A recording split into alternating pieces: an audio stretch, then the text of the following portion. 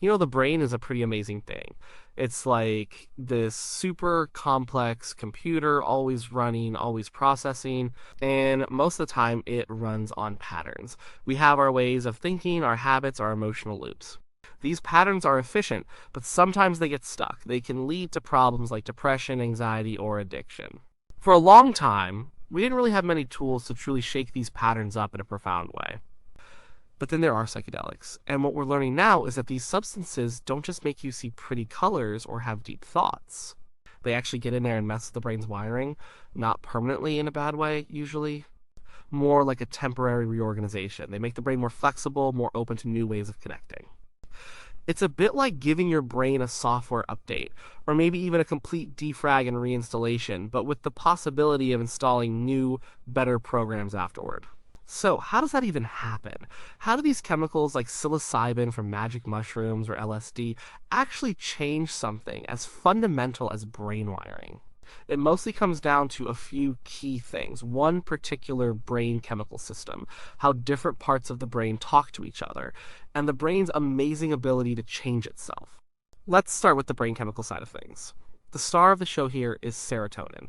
You've probably heard of serotonin. It's a neurotransmitter, which is just a fancy word for a chemical messenger in the brain. Serotonin does a lot of jobs. It helps regulate your mood, sleep, appetite, even how you perceive things. When you take classic psychedelics like psilocybin or LSD, they don't just randomly flood your brain with chemicals. They have a very specific target. They mainly work by hitting a particular type of serotonin receptor called the 5-HT2A receptor. Think of these receptors as little locks on brain cells, and serotonin is the key that usually fits. But psychedelics are like a master key, or maybe a super strong key that fits into these 5-HT2A locks even better, or more forcefully than natural serotonin does. When these psychedelic molecules bind to the 5-HT2A receptors, they don't just open the lock a little, they really turn it on. They activate these receptors in a very powerful way. It's like turning up the volume dial on a specific part of the brain's communication system. This activation of the 5-HT2A receptor is the initial spark. It's not the whole story, but it's where it all begins. When these receptors are highly activated, they trigger a cascade of events inside the brain cells. It's like sending a strong signal that says, hey, wake up. Things are going to be different for a bit. And this different means a lot of things start to shift in how the brain operates. One of the most profound shifts happens in how different parts of the brain communicate. Our brains are not just a jumble of neurons, they're organized into networks. Think of them like different teams in a company, each with its own job, and usually they stick to their own tasks. One of the most important networks for understanding psychedelics is called the default mode network, or DMN. This network is kind of the ego or self network. It's very active when you're not focused on an external task. It's involved in self-reflection, mind-wandering, planning for the future, remembering the past, and basically maintaining your sense of self and your story about who you are. The DMN is what gives us our consistent sense of identity. It's really important for everyday functioning, but sometimes, especially in conditions like depression or anxiety, the DMN can become overactive and too rigid. It gets stuck in loops of negative self-talk, rumination, or worry.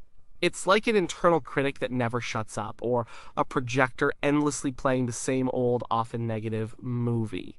What psychedelics do, largely because of that 5-HT2A receptor activation, is they quiet down the DMN. They temporarily dampen its activity. It's like turning down the volume on that internal critic or pausing that endless movie. When the DMN quiets down, that rigid sense of self can loosen up. This is what people often describe as ego dissolution or a feeling of losing their sense of self. It can sound scary, but for many, it's actually profoundly liberating. It creates a space where those old, stuck patterns of thinking about yourself or your problems can temporarily dissolve. But it's not just about quieting one network. While the DMN becomes less dominant, other networks start to talk to each other in new and unusual ways. Normally, different brain networks are pretty specialized and don't often cross-communicate much. For example, the part of your brain that processes sensory information usually doesn't chat much with the part that handles your sense of self. But under the influence of psychedelics, these boundaries become blurrier. It's like the different sections of an orchestra that usually stick to their own parts of the strings, the brass, the percussion suddenly start improvising together, trying new combinations of sound. Or imagine different departments in a company, like sales and engineering, that usually just pass information back and forth. Now, they're all in a big meeting, sharing ideas freely, coming up with totally new solutions. This is called increased global connectivity or cross-network communication.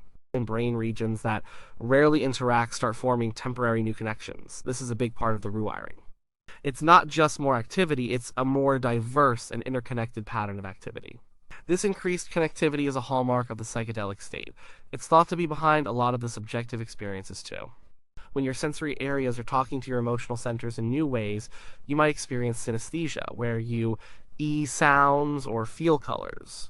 When your memory centers are talking to your self-reflection areas in new ways, you might gain novel insights into past experiences or develop new perspectives on old problems. The brain becomes less constrained, more free-flowing in its communication. Now, for the real rewiring part. This increased communication and the dampening of the DMN are temporary effects during the psychedelic experience itself. But they lead to something more lasting: neuroplasticity. Neuroplasticity is one of the most exciting concepts in brain science.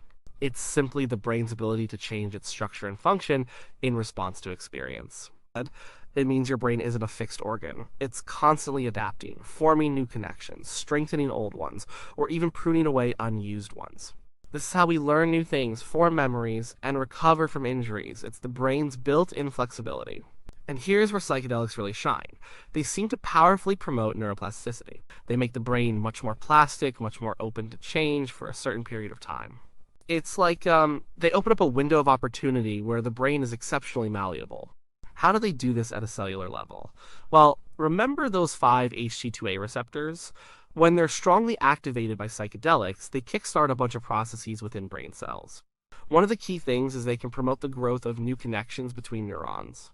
Neurons have these little branch-like structures called dendrites, and on those dendrites are even smaller bumps called dendritic spines. These spines are where neurons receive signals from other neurons. Psychedelics, through that 5-HT2A pathway, can actually lead to an increase in the number and complexity of these dendritic branches and spines. This means neurons can form more connections or strengthen existing ones. It's like adding more wires and junctions to your computer's circuit board. They can also increase the production of certain growth factors in the brain, like one called brain-derived neurotrophic factor, or BDNF. Think of BDNF as fertilizer for brain cells. It helps them grow, survive, and form new connections. So, psychedelics are not just reorganizing existing connections, they're actually stimulating the brain to build new ones. This structural change is a very tangible form of rewiring. This increased neuroplasticity isn't just about growing new connections. It also means that existing, perhaps unhelpful patterns can be weakened or broken. Imagine you have a deeply worn path in a field, representing a habitual thought pattern. Psychedelics might make the ground so soft and flexible that you can easily forge a new path, or even let the old path start to overgrow. The brain becomes more open to forming new neural pathways and letting go of old, ingrained ones. This opening of a critical period of plasticity is a big deal. Normally, critical periods where the brain is most open to learning and change occur mostly in childhood. As adults, our brains are less plastic, more set in their ways.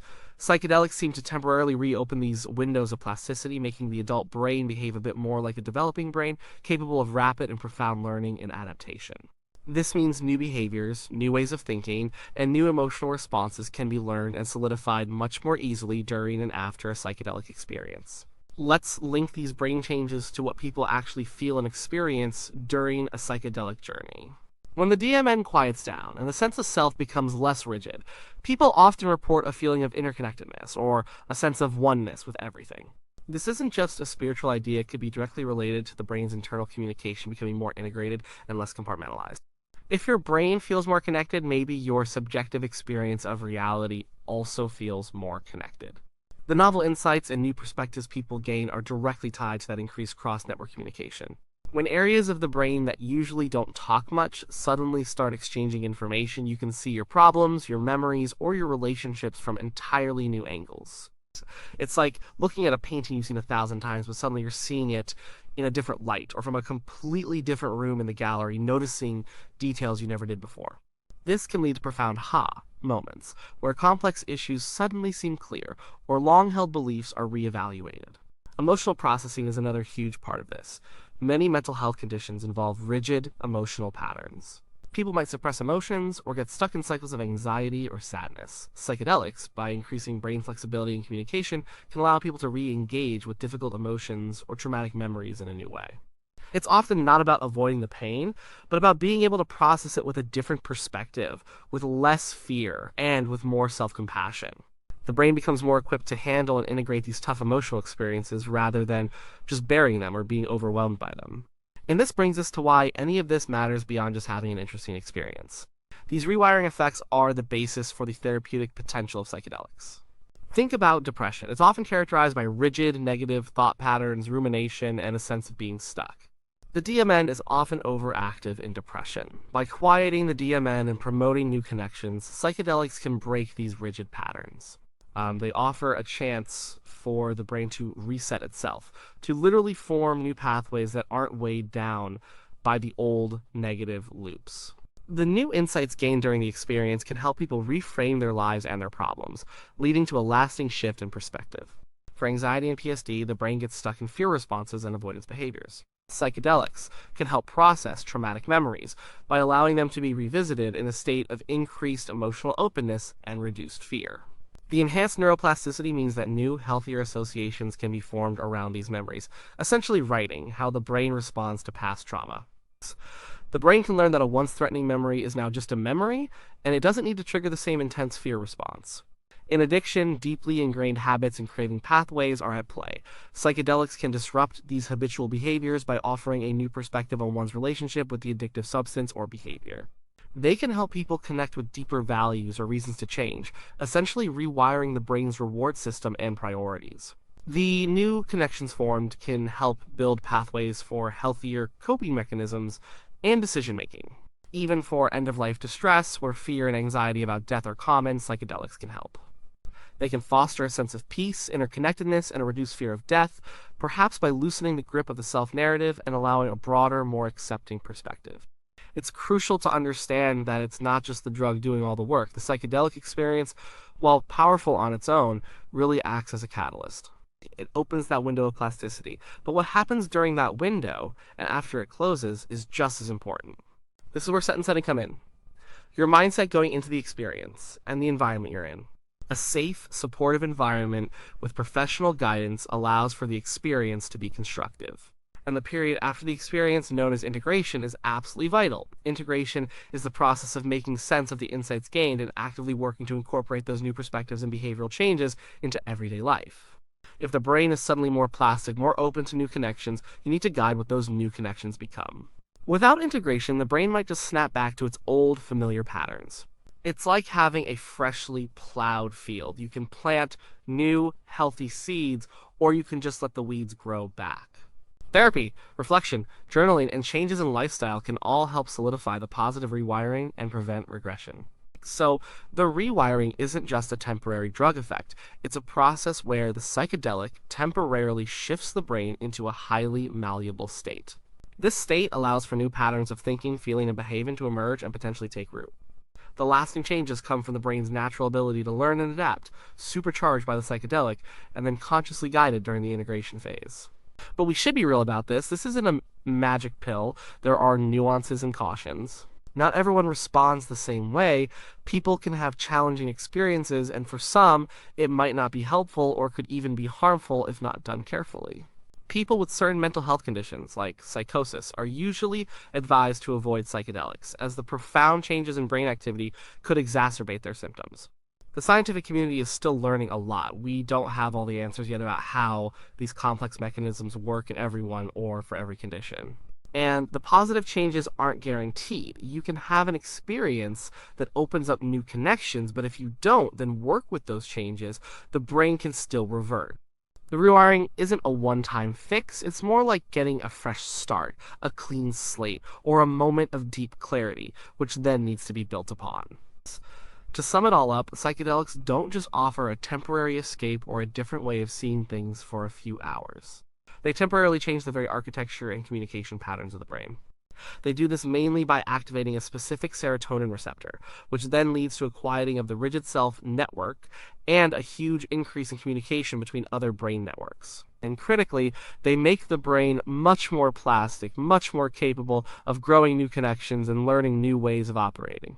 It's like they loosen up the hardened concrete of the brain's established pathways, making it possible to build new, healthier ones. This is the essence of how they rewire the brain. They make it flexible enough to change, and then the real work begins to guide that change in a positive direction. It's a powerful tool, and one we're only just beginning to truly understand.